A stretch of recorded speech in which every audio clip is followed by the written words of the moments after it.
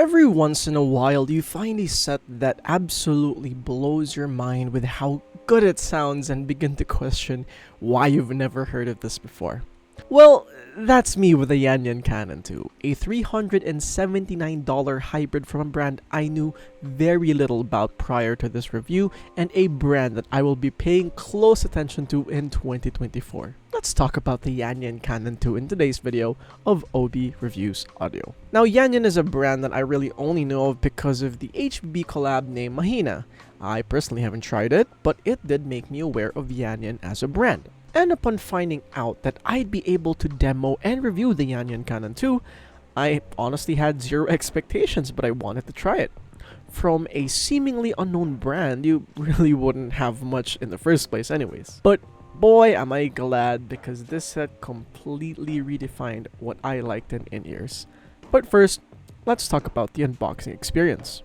You can watch my full unboxing video here, but in short, the overall package of the Canon II leaves a lot to be desired with its rather lackluster inclusions.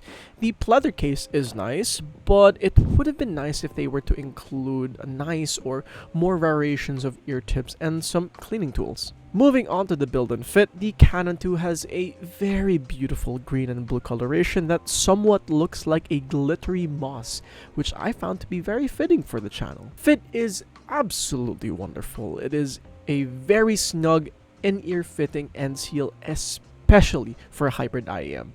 I found this to be perfect for both desktop and commutes due to just how comfortable this is to wear. Moving on to the sound, the Canon II features tuning switches, so I'll be describing the stock configuration, which is the switches all the way up. As for the sound signature, the Canon II has a warm, neutral sound signature with a bit of emphasis in the low end, rich and well-bodied mid-range, and a neutral treble with a slight hotness or sharpness in around the mid to upper treble.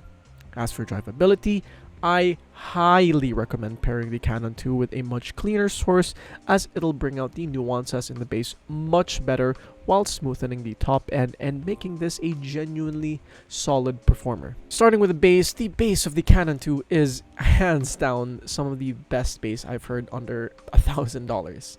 Seriously, this thing is so rich, thick, and nuanced while keeping it clean and bloat-free. I absolutely love listening to the Bruno Mars track That's What I Like on the Canon II due to just how well done the bass sounds.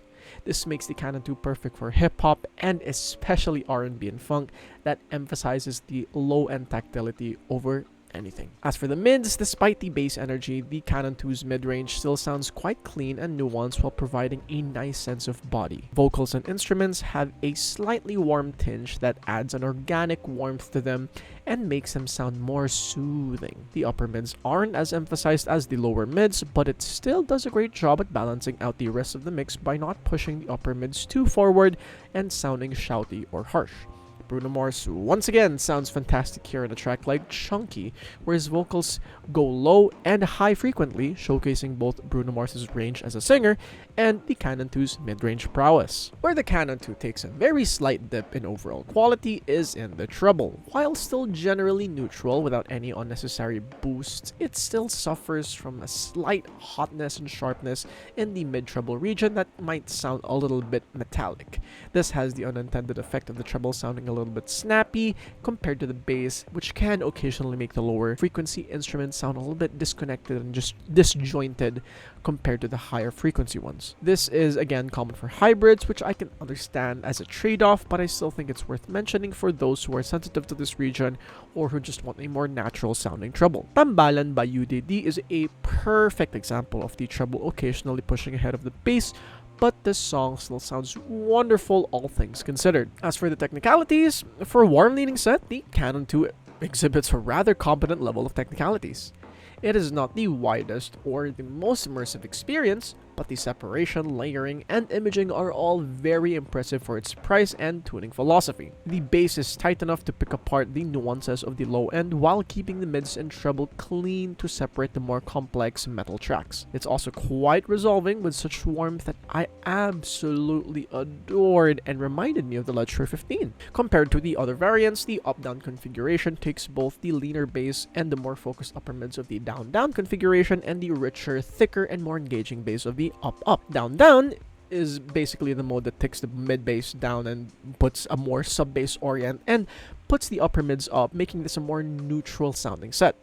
Down up is basically up down, just a little bit different in the impedance because the volume feels like that's the only thing that changed. Comparing this to other IAMs, starting with the Apple Performer 8, it has a more neutral tuning and a slightly more emphasized treble sharpness, while the Canon II has a warmer, more relaxed sound. Both sets exhibit great bass in their own different ways, but diverge with how they present the mid-range and the treble. Both sets are very technical considering the price, and will come down to whether you want a warmer or more neutral bright sound. Compared to the SimGot EA2000, the EA2000 has a considerably brighter and more energetic sound than the Canon II.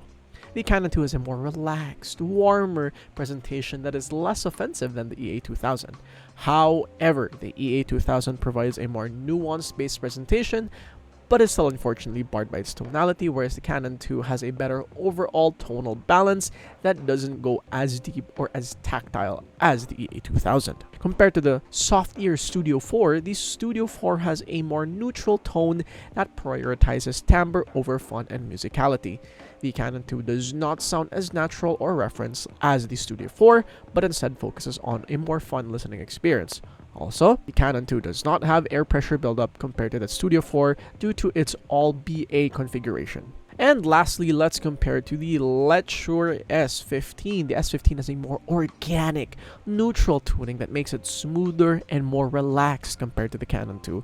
The Canon II, on the other hand, sounds more linear and more fun compared to the S15's focus on making the overall presentation to be chill. The S15 is ahead in terms of resolving ability, but the Canon II has a more lively presentation. To conclude, the Canon II has fundamentally changed my preferences on audio gears. Simply, this IM fits basically all the genres that I personally listen to a T, and I had zero expectations that it would.